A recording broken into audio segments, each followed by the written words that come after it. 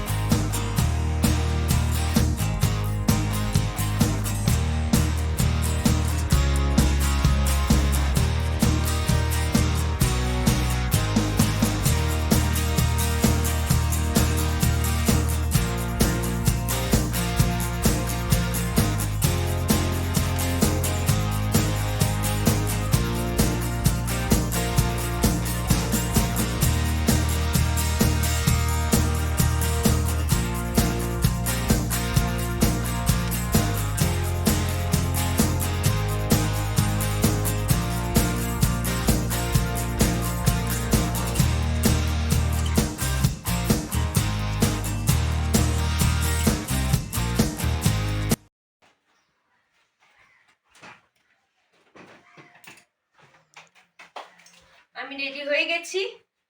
আর আচ্ছা দেখো, late in black, না এরম ভাবে না, আমি দেখাচ্ছি। আর একটু সকালে যে বললাম ঠান্ডা ঠান্ডা ভাব আছে, সব ঠান্ডা চলে গেছে, চলে গিয়ে গরম ভাব চলে এসছে। এবার আমি তাহলে এটাই পরে যাই, এটাতেই ঠিকঠাক। ব্ল্যাকের ওপর blue, blue. Lead in blue কিন্তু আছে আমাদের পশ্চিমবঙ্গে।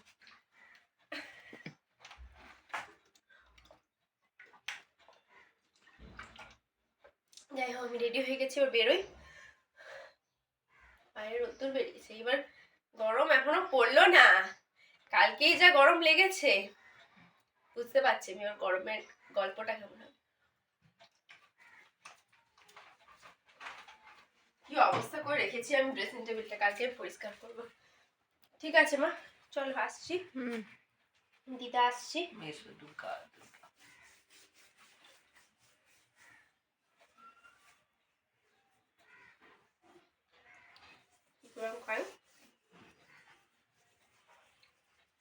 এটা মায়ের জন্য, মা হাত পাকিয়ে রেখে দিয়েছে।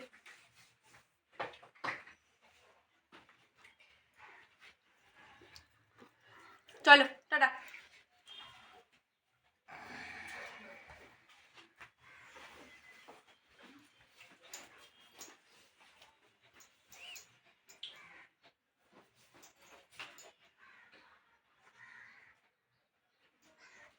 এই দেখো, আমি অফিসের জন্য বেরিয়ে গেছি, আর বাবা যাচ্ছে পিছন পিছন।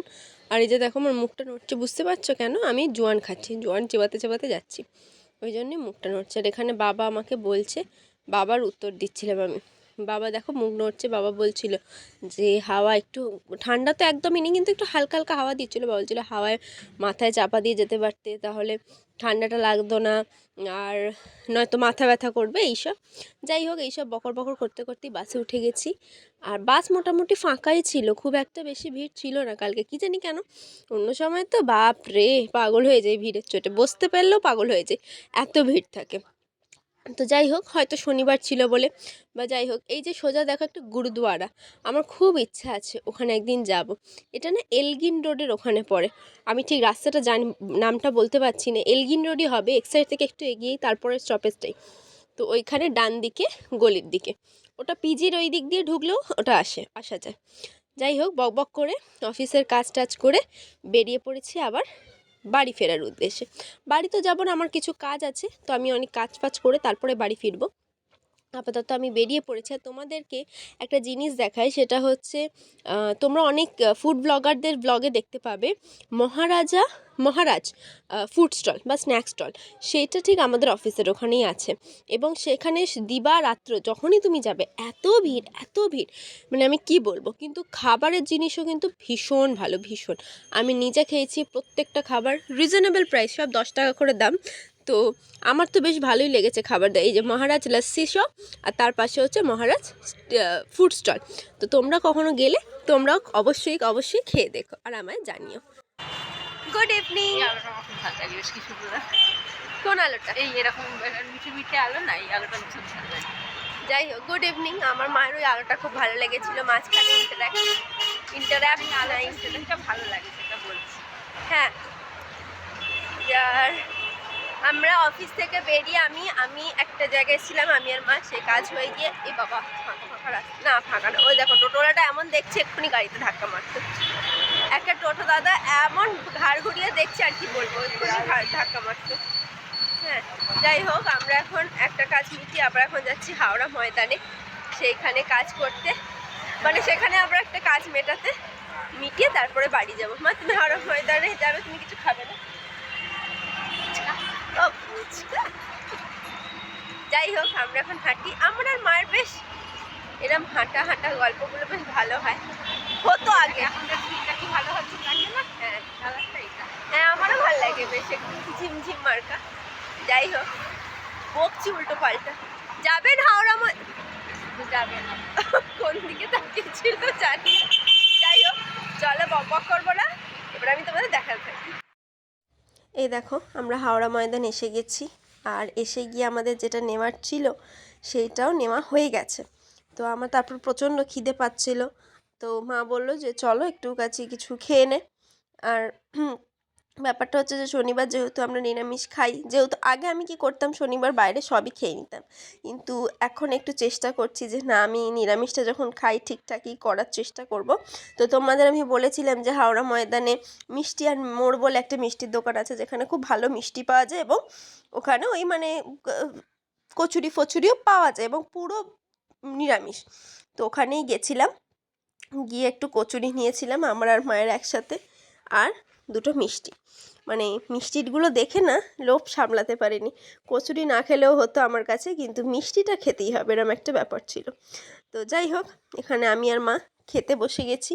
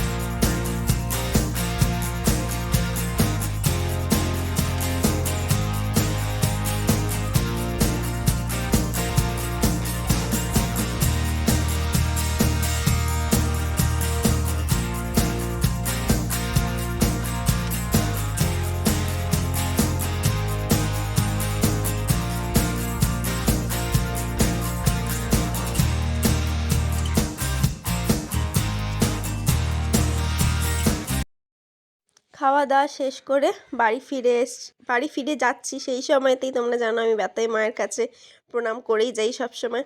আর হয়তো আজকে দেখাতাম না বাতাই মায়ের মন্দিরে, মানে সব সময় তো ওটা দেখাই, কিন্তু আমাকে একজন রিকোয়েস্ট করেছে, সেটা হচ্ছে শ্যামলী মাসি। শ্যামলী মাসি বলেছে তুমি যখনই যাবে তুমি একটু মায়ের মূর্তি দেখাবে। তো এটা শ্যামলী মাসির জন্য, যে যখনই আমি যাব তখনই আমি মায়ের মূর্তি তোমাদের সবার সাথে শেয়ার করব। ঘর মে আ গয়ে হ্যাঁ, ঘর মে আকে একটু বাইরে ঠান্ডা ঠান্ডা দেখে আমি একটুখানি বললাম চা দাও, আমিও তাহলে একটু চা খাই। তোমরা যেমন চা খাচ্ছ সেরকমভাবে। আর এই জামাটা আমি পরেছি, তার কারণ কেন বলো তো, এই জামাটা ভালো জামা। আমি এই জামাটা পরে আজ পুজোও দিয়েছি। শুধু এসে না, আমি তো রাত্রে জামা ছাড়বো, এই জামাটা পরে শুতে পারবো না। থাক, রাত্রিরে ছেড়ে নেবো। জামাটা পরে হ্যাঁ শোবো না, একটু রাত্রিরে ছেড়ে নেবো। এখন শুধু জিন্সটা ছেড়েছি। আর এই দেখো এখানে বসে আছে বাবা। বাবা একটু হাই বলো দেখি। আরে তাকাও এদিকে, দেখো হাই। আর এখানে বসে আছে হচ্ছে মাতাজি। হাই বলো। ঠিক আছে চলো, মায়ের এখন অনেক নাকি গল্প আছে স্টকে, মামাকে বলবে বলেছে, তো সেটা শুনবো, তোমাদেরও দেখাতে থাকি। চলো এই দেখো।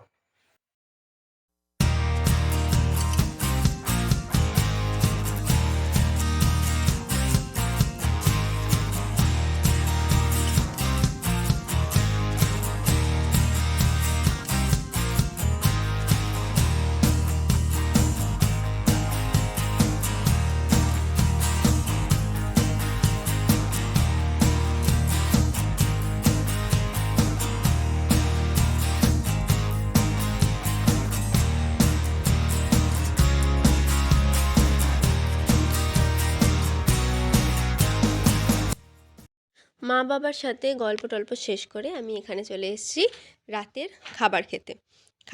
খাবার সময় হয়ে গেছিলো, সেই জন্য খেতেই হবে। আর আমার জন্য রাতের খাবারে ছিল হচ্ছে ভাত, ডাল, ফুলকপি আলু পোস্ত আর বেগুন ভাজা।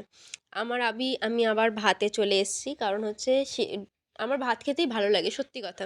আমি একদমই রুটি পছন্দ করি না, সে যখনই খাবার হোক, মানে সকালে হোক দুপুরে হোক, একদমই নয়। আমাকে যদি 4 বেলা কেউ ভাত দেয় আমি 4 বেলাও ভাত খেতে রাজি আছি। এই রকম, শুধুমাত্র শীতকালে রাত্রিরে ভাত খেলে অত্যধিক ঠান্ডা লাগে, আর আমার ঠান্ডা রাখার বাতিক আছে, ওই জন্য আমাকে রুটি দেওয়া হতো। তো এই যেই আবার একটু গরম গরম পড়তে শুরু করেছে, আমি আবার ভাতে চলে এসেছি। মানে দেখো ভাত খাওয়াটা হয়ে গেছে, আমি মশারির মধ্যেও ঢুকে গেছি। আর মিষ্টি ছিল, মিষ্টি আমি এনেছিলাম সবার জন্য, আমার নিজের এত মিষ্টি খেতে ইচ্ছে হচ্ছিলো, তো সেটা খেয়ে এবার আমি চলে গেছি ঘুমানোর উদ্দেশ্যে। যাই হোক, দিনটা মোটামুটি আমার ভালোই গেছে, আমি মিথ্যে কথা বলবো না, যথেষ্ট ভালো গেছে। তোমাদের কেমন লাগলো ব্লগটা বলো, আর তোমাদের কেমন দিনটা গেল সেটাও আমাদের বলো। তো যাই হোক, আজকের দিনটা এখানেই শেষ করি। দেখা হবে নতুন দিন নতুন ব্লগের সাথে। তোমরা ততক্ষণ দেখতে থাকো, সাথে থাকো শ্বেতার সাথে সারা দিনের। আর ভালো লাগলে প্লিজ লাইক শেয়ার কমেন্ট আর সাবস্ক্রাইব করে দিও। সাথে থেকো, দেখতে থেকো। আজকের মতো টাটা।